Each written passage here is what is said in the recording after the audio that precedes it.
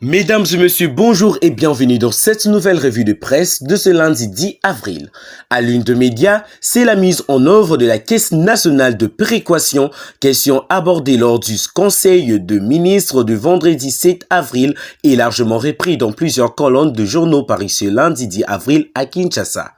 Le potentiel rapporte que le président de la République, Félix Antoine Tshisekedi Tshilombo, a présidé vendredi 7 avril 2023 à la Cité de l'Union africaine la 93e réunion du Conseil des ministres. Parmi les 3 points qui ont fait l'objet de communication du président de la République lors de cette réunion figurait en premier l'opération de la Caisse nationale de péréquation.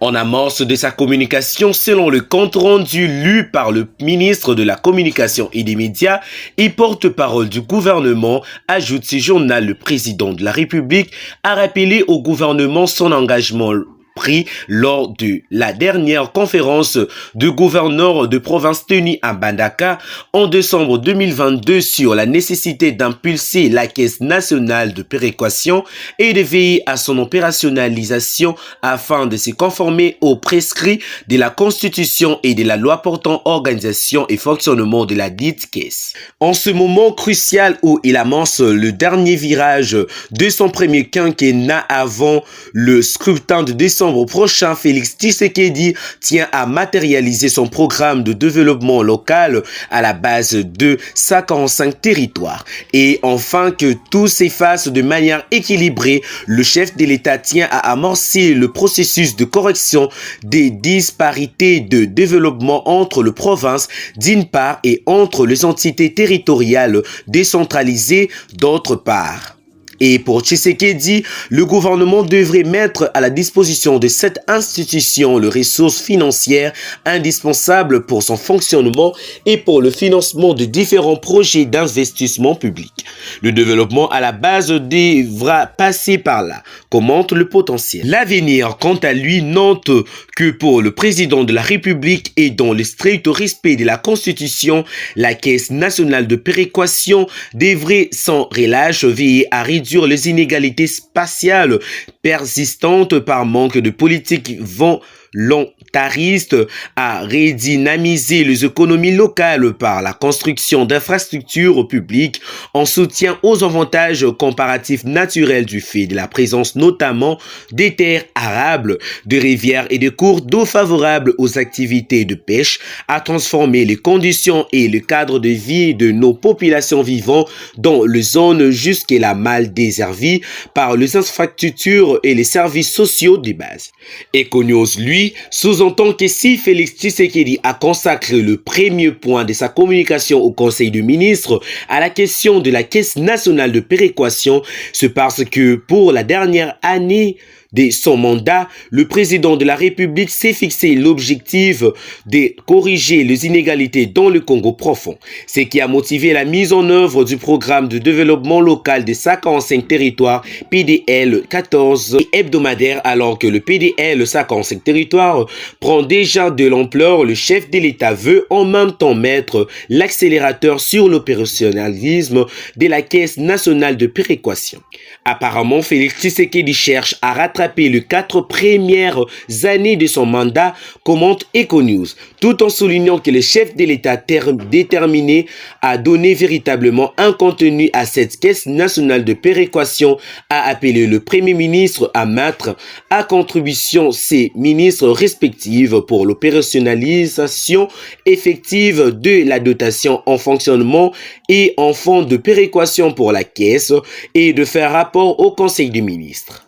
Ainsi, le président de la République a instruit le ministre d'État, ministre de Budget, ministre de la Décentralisation et Réforme institutionnelle et le ministre de Finances, sous la supervision du Premier ministre, d'agir chacun en ce qui le concerne pour l'opérationnalisation effective de la dotation en fonctionnement et en fonds de péréquation pour la Caisse et de faire rapport au Conseil de ministres, peut-on lire dans le compte rendu de cette réunion de gouvernement repris dans le colonne de Congo Nouveau. La tempête de tropique, pour sa part, rapporte qu'au cours de ce conseil de ministres du vendredi, il a aussi été rappelé la nécessité de lancer le travaux de construction de relier la cité des Kamba à la route nationale numéro 1. Instruction a été donnée à tous les ministres concernés de faire diligence pour que la phase de réalisation fasse au début du mois de mai. Ce en finalisant le procédure d'appropriation de la demande de non-objection. Le Premier ministre, tout en assimilant cette priorité pour la construction de la route dite La Passion, reste bien focus sur la valorisation de mémoire nationale. L'homme a ainsi remercié le président de la République d'avoir honoré la mémoire de Simon Kimbangu. Ces vaillants fils de la RDC dont le combat pour lui continue de servir de repère historique dans la noble lutte de l'émancipation de l'homme noir, ajoute le quotidien. La commémoration officielle de la date du 6 avril de chaque année constitue, selon Sam Alukonde, la concrétisation d'une promesse qui prouve une fois de plus le sens de la parole donnée de la part du chef de l'État et en même temps sa volonté de réconcilier le mémoire national poursuit le tabloïd.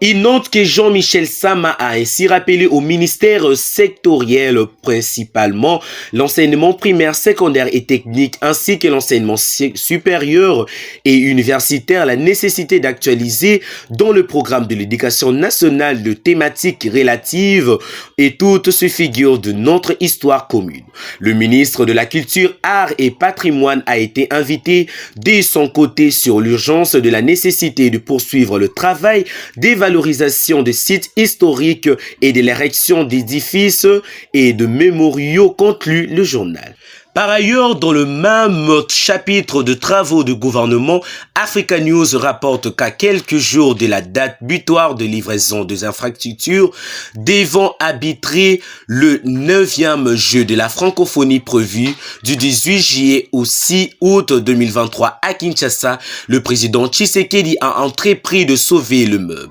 Samedi 8 avril, il a inspecté divers sites retenus pour accueillir la quinzaine de l'espace francophone. Dans cette procession de dernière chance, le chef de l'État a tour à tour visité le stade de Martyrs et Tata Raphaël ainsi que le zone des universités Kinshasa Unikin, site retenu pour héberger le majeure partie des athlètes. Kinshasa veut tenir la date après plusieurs. Dans un autre registre, la prospérité note la passation du pouvoir le 8 avril entre Martin Fayulu et Mathieu Kalele à la présidence tournante de la plateforme politique de l'opposition Lamuka. À cette occasion, rapporte le journal, Martin Fayulu a déclaré « Nous continuons d'exiger l'organisation des élections transparentes, impartiales et apaisées. Pour cela, nous avons besoin d'un fichier électoral crédible qui reflète la démographie de la population congolaise dans les 26 provinces du pays. Il est donc urgent à ce stade pour la CENI de poster dans son site le nombre et le nom d'enrôlés par circonscription et par province pour permettre un contrôle citoyen. Il est aussi urgent que toutes les parties prenantes au processus électoral se rencontrent pour convenir de règles du jeu qui vont nous conduire aux élections crédibles et apaisées. Au sujet de cette passation de pouvoir à la Mouka, Econews revient à affirmer que entre Martin Fayulu de l'EICD et Adolphe Muzitu de Nouvelle-Lande, la bataille est rude pour la contrôle de Lamuka. Cette plateforme électorale née de l'accord dit de Genève, signé en novembre 2018 pour une candidature commune de l'opposition à la présidentielle qui s'était tenue un mois plus tard.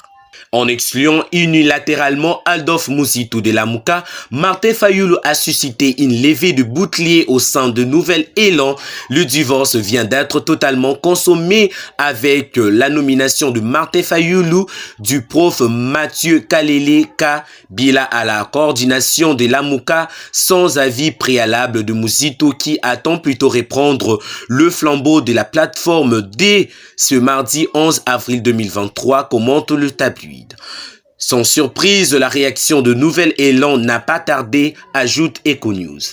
Monsieur Fayulu, après avoir compté unilatéralement et frauduleusement au présidium de l'AMCA, son ami Mathieu Kalele vient de procéder ce samedi 7 avril à la passation du pouvoir en faveur de celui-ci comme coordinateur de l'AMUCA en violation de la convention de l'AMUCA. Nouvel élan prend acte de la rébellion de M. Martin Fayulu et de son parti politique contre la convention de l'AMUCA, a fait part le camp du Mouzitou dans un communiqué de presse signé dimanche par son porte-parole Albert Moukoulou Bundu, rapporte le Tri hebdomadaire.